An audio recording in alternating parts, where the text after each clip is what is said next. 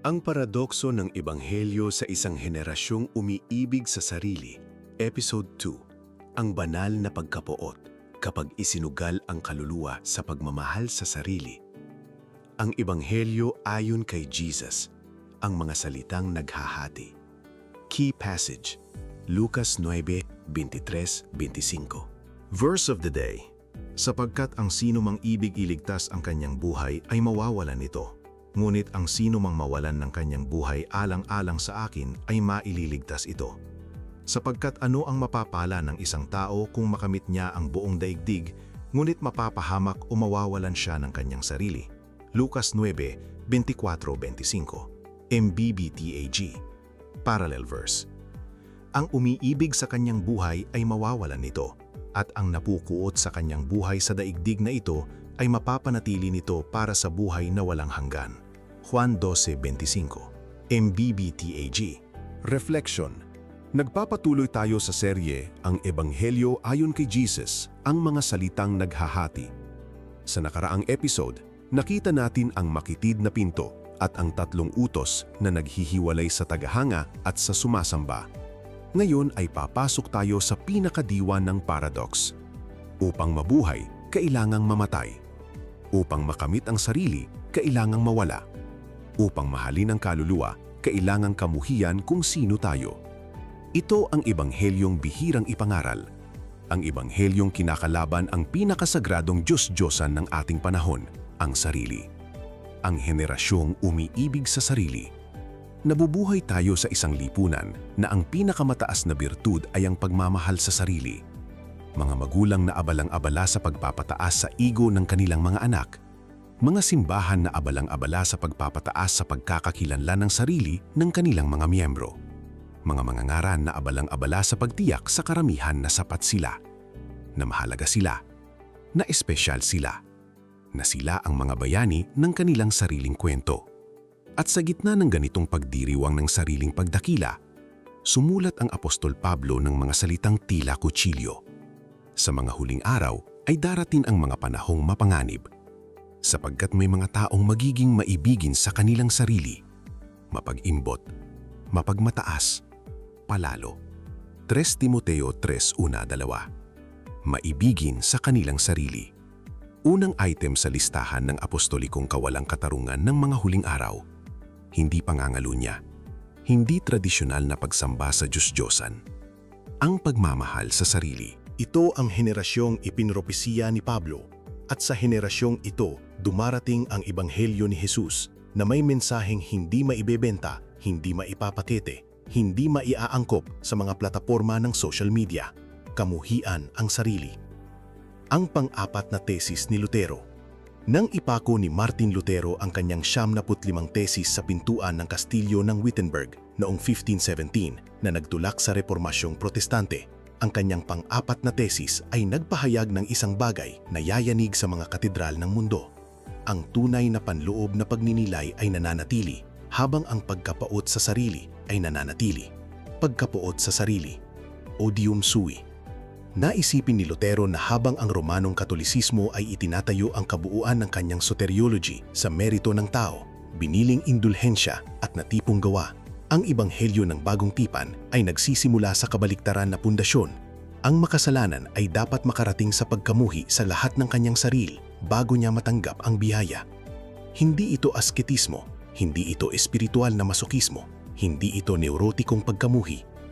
Ito ang biblikal na pagkilala na sa aking laman ay hindi nagmamasid ng mabuti. Roma 7:18. Ito ang kumpisal ni Pablo.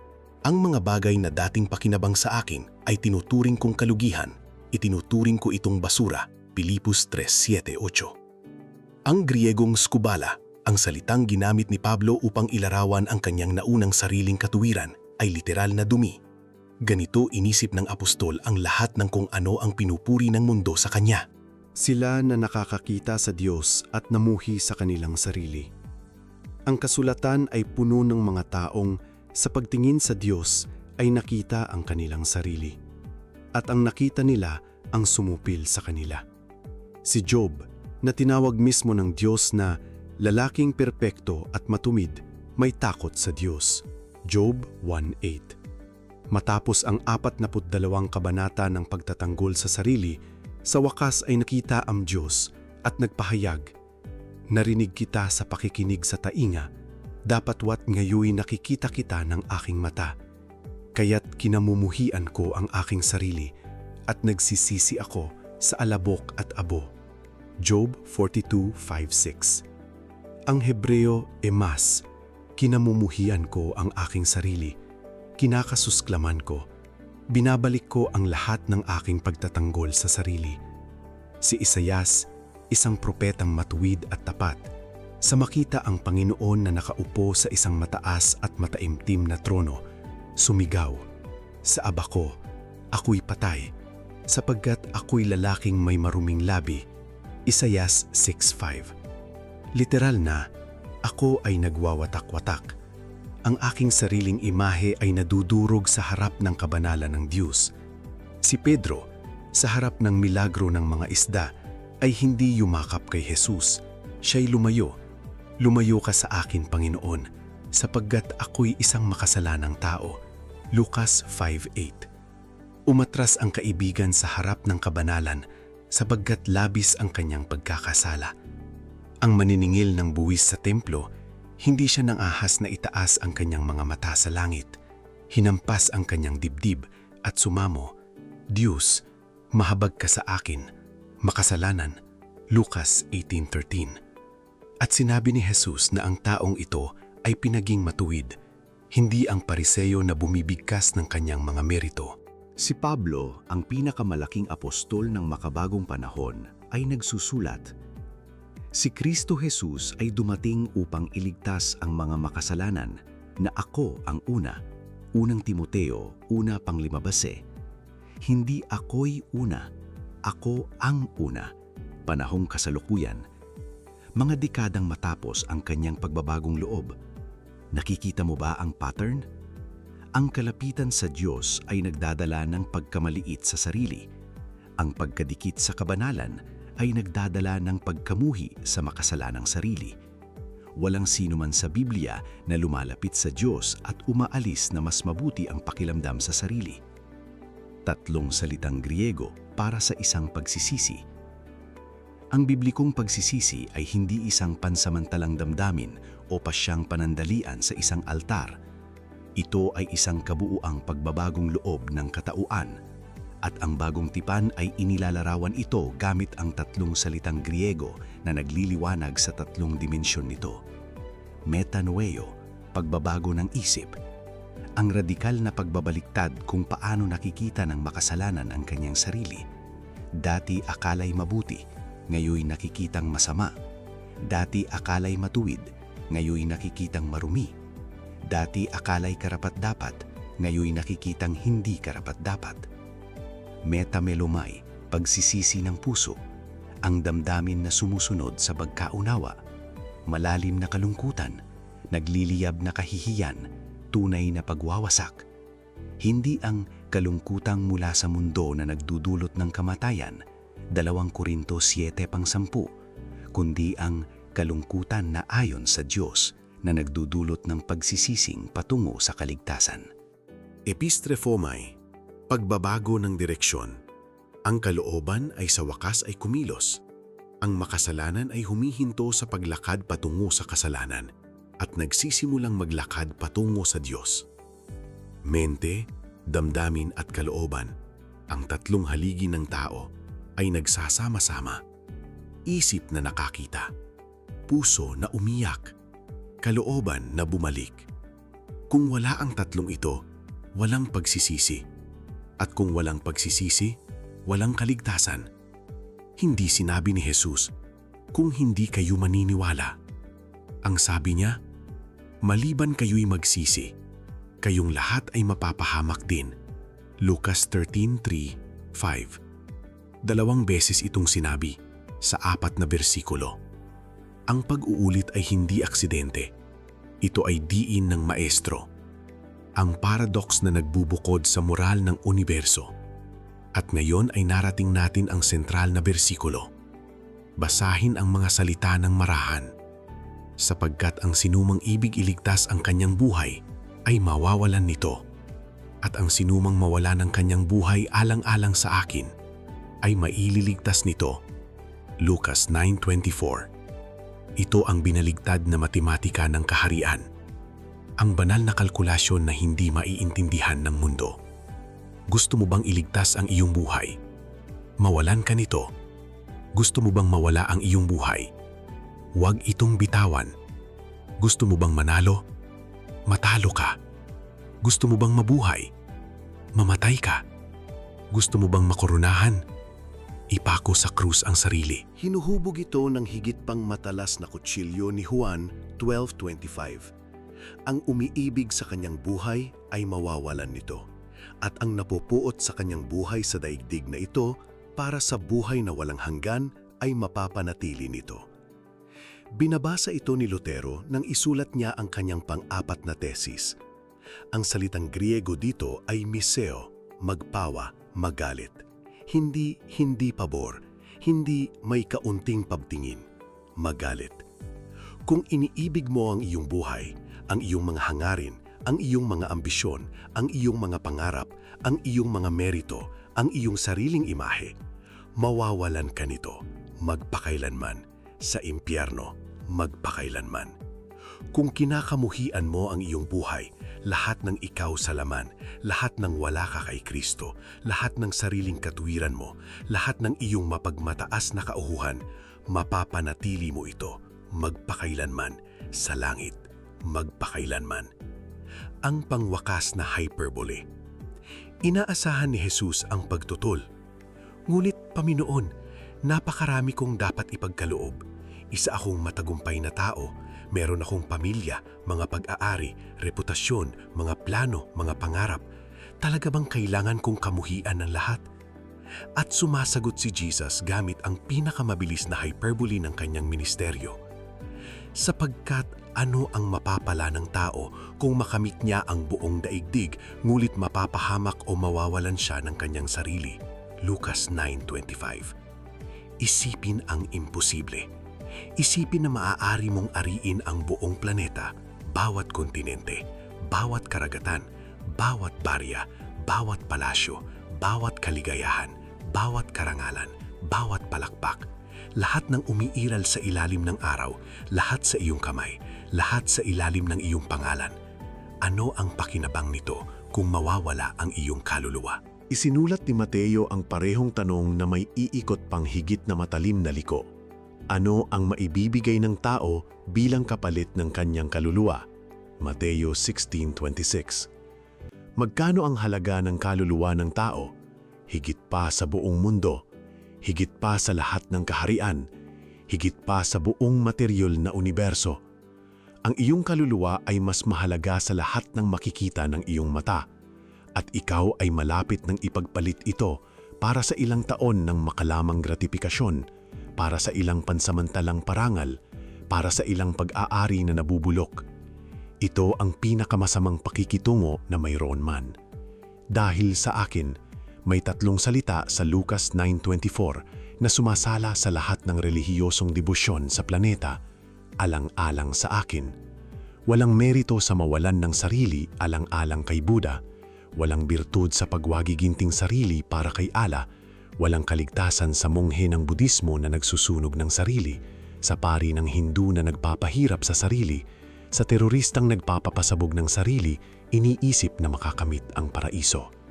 Ang buong ekstremong debosyong ito, ang ganitong pagkakait sa sarili na relihiyuso, ay patungo rin sa parehong impyerno.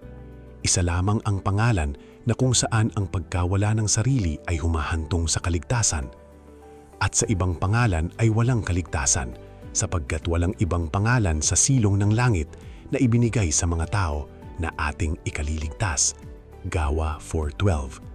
Hindi ang pagkakait sa sarili ang nagliligtas. Ito ay ang pagkakait sa sarili alang-alang kay Kristo na nagpapakita ng kaligtasang pananampalataya. Ang pagkakaiba ay pagkakaiba ng langit at impyerno. Bakit ang mga maniningil ng buwis ay nauunang pumasok? May isang pahayag si Jesus na dapat magpatigil ng dugo ng lahat ng relihiyosong self-sufficient. Mateo 21:31. Katotohanang sinasabi ko sa inyo, na ang mga maniningil ng buwis at mga babaeng makasalanan ay nauunang pumapasok sa kaharian ng Diyos bago kayo. Mga maniningil ng buwis, mga traidor na nagbenta ng kanilang kaluluwa sa Roma, mga babaeng makasalanan, mga babaeng bilakawalang galang sa lipunan. Sila ba ang nauuna kaysa sa mga pare at mga pariseyo? Oo, at ang dahilan ay nakagugulat. Ang mga maniningil ng buwis at mga babaeng makasalanan ay may espiritual na bentahe sa mga relihiyoso. Lantarang mali ang kanilang kasalanan. Hindi nila ito maitatanggi, hindi nila ito maitatago, hindi nila ito maibabalat sa birtud. Araw-araw silang natutulog, alam kung ano sila. Ang pariseyo sa kabilang dako ay nangkukob sa mga patong ng sariling katubilan. Ang kanyang kasalanan ay bulaklak ng puti, ang kanyang libingan ay pinalamutian, ang kanyang panlabas ay kumikinang, at eksaktong dahil dito ay hindi niya makita ang kanyang pangangailangan. Ang tao ay nagiging Kristiyano kapag siya ay nakarating sa ilalim, kapag hindi na niya maikakaila kung ano siya, kapag ang bigat ng kasalanan ay sumasapitan sa kanya, kapag nalulunod siya sa pangatlong beses sa dagat ng kanyang sariling kamalian at humihingi ng saklolo. Ang pagiging mas moral ay maaaring maglayo sa iyo sa arian. Ang pagiging mas relihiyoso ay maaaring makabulag sa iyong pangangailangan. Ngulit ang makarating sa dulo ng sarili, ito ay naglagay sa iyo sa mismong kinaroroonan ng bihaya. Ang ultimong opsyon. Narito ang pinakalinaw na desisyon sa universo at walang tao ang makakaiwas dito.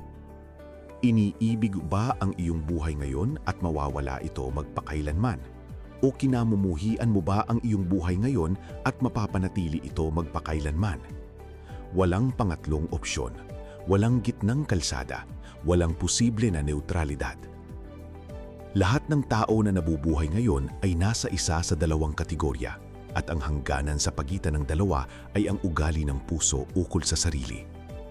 Iniibig mo ba ang sarili mo? Nasisira ka. Kinamumuhian mo ba ang sarili mo kay Kristo? Naliligtas ka. Ang Ebanghelyo ay hindi pagpapabuti sa buhay. Ang Ebanghelyo ay isang pagbitay, kasunod ng muling pagkabuhay. Ang lumang tao ay namamatay, ang bagong tao ay ipinanganak. At sa pagitan ng dalawa ay may isang bagay lamang, banal na pagkamuhi patungo sa kung ano tayo sa laman. Nakahanda na ba kayo para sa kamatayan na iyon? Key message: ang Ebanghelyo na ipinangaral ni Jesus ay nagsisimula sa isang ganap na pagbabago ng sariling pagsusuri ng tao. Ang makasalanan ay dapat makarating sa pagkamuhi sa lahat ng kanyang sarili sa laman bago niya mayakap ang lahat ng Kristo sa biyaya. Sa isang henerasyong umibig sa sarili, ang mensahe na ito ay nakakawindang, ngulit ito lamang ang mensaheng nagliligtas. Ang paradoksong ariyan ay radikal. Upang iligtas ang buhay ay kailangang itong mawala. Upang mahalin ang kaluluwa ay kailangang kamuhian ang sarili. Upang makamit ang eternidad ay kailangang talikuran ang mundo. Tatlong dimensyon ang nagmamarka ng tunay na pagsisisi: isip na nakakita, puso na umiyak, kalooban na bumalik. Ang maniningil ng buwis ay nauuna sa kaharian kaysa sa pariseyo dahil ang lantad na kamalayan ng kasalanan ay nagbubukas ng pinto ng biyaya, samantalang ang sariling katwiran ay sumasara dito. Bago man makamit mo man ang buong mundo, ang mawalan ng kaluluwa ay ang pinakamasamang transaksyon na maisip. At may isa lamang pangalan kung saan ang pagkawala ng sarili ay humahantong sa buhay na walang hanggan: si Hesukristo. Praktikang aplikasyon. Suriin ang iyong sariling imahe sa liwanag ng banal na Kristo. Maglaan ng panahon sa linggong ito upang manalangin habang binabasa si Isaiah 6, Job 42 at Lucas 18:9-14. Tanungin ang sarili ng tapat. Nakikita ko ba ang sarili mas katulad ng pariseyo o ng maniningil ng buwis? Itinayo ko ba ang aking pagkakakilanlan sa Kristiyano sa mga sarili kong merito gaya ng aking paglilingkod, aking kaalaman, aking disiplina, o sa dugo ni Kristo at sa pagpapahayag ng aking walang halaga? Filipos 3:7-9, 2 Corinto 13:5. Kilalanin ang pagmamahal sa sarili na nagpapanggap na espiritualidad. Ang pagmamahal sa sarili ay nagbabago ng maraming anyong relihiyoso, pangangailangan ng pagkilala, Paghahanap ng pagkilala sa ministeryo, pagtatanggol ng sarili sa bawat kritisismo, palagi ang paghahambing sa ibang mga mananampalataya. Tukuyin ngayon ang isang tiyak na pagpapahayag ng pagmamahal sa sarili sa iyong buhay at isuko ito sa panalangin. Mateo 6:1-5, Galatia 6:3. I-practice ang 3 hakbang ng araw-araw na pagsisisi. Bawat gabi bago matulog, maglaan ng 2 minuto para sa 1. Pag-amin ng walang pagbibigay katwiran sa isang tiyak na kasalanan ng araw sa iyong isipan. 2. Pagdama ng tunay na kilot ng puso para dito nang hindi nagiging matigas. 3. Pagpahayag gamit ang iyong kalooban ng isang konkretong pagbabago ng direksyon para bukas. Ito ay hindi masokismo, ito ay pagkadisipulo. Salmo 51:1-1-9. Tanggihan ang ebanghelyo ng nagpapataas ng sariling halaga sa Kristyanisasyon. Kapag natagpuan mo ang pangangaral, mga libro o media na nangangakong si Kristo ay pagpapabuti ng buhay, tagatupad ng mga pangarap o tagapagpahusay ng iyong pinakamahusay na bersyon, tanggihan ito ng kusa. Pakainin ang iyong sarili mula sa mga pinagmumulan na nangangaral ng Kristo ng bagong tipan, ang tumatawag sa kamatayan, hindi sa sariling pagkatatag. Lucas 14:25-33, 2 Corinto 4:3-4. Closing prayer. Amang makalangit, lumalapit ako sa iyo ngayon, dala ang salamin ng iyong salita na nakaharap sa aking mukha, at kung ano ang nakikita ko ay sumasakop sa akin. Nabuhay akong umiibig sa sarili. Nagtayo ako ng mga lihim na altar para sa aking sariling kaluwalhatian, aking sariling kaginhawaan, aking sariling reputasyon. Umawit ako ng mga awit sa iyong pangalan habang sumasamba ako sa sarili. Sinipi ko si Kristo habang pinaglilingkuran ang Diyos-Diyosan ng aking sariling pagpapahalaga. Patawarin mo ako. Gaya ni Job, ipinapahayag ko sa iyo. Narinig kita sa pakikinig ng taina, ngid ngayoy nakikita kita ng aking mata. Kaya't kinamumuhian ko ang aking sarili at nagsisisi ako sa alabok at abo. Gaya ni Pedro, umaatras ako sa pagkamanha. Lumayo ka sa akin, Panginoon, sapagkat ako'y isang makasalanang tao. Gaya ng maniningil ng buwis, ni hindi ako makatunang na itaas ang mga mata. Diyos, mahabag ka sa akin, makasalanan. Pahintulutan mo ako ng banal na pagkapuot sa lahat ng ako'y nasa laman. Hindi para sirain ako, kundi para palayain ako. Hindi para ilugmok ako sa neurotikong pagkamuhi sa sarili, kundi para gawin akong maliit kung saan ikaw ay dakila. Naway mamatay ako sa pagmamahal sa sarili. Naway mamatay sa paghahanap ng pagkilala ng tao. Naway mamatay sa pangangailangan na makita, palakpakan, kilalanin. Naway mabuhay, ngunit hindi na ako, kundi si Kristo na nabubuhay sa akin. At kapag dumating ang araw ng paghukom at mabuksan ang mga aklat, naway walang merito kung sariling nasa mesa, kundi ang dugo lamang ng kordero na nakatakip sa aking pangalan. Sa pangalan ni Jesus, dahil sa Kanya na kinasusuklaman ko kung ano ako at tinanggap ko kung ano siya. Amen. The Gelato Ministry.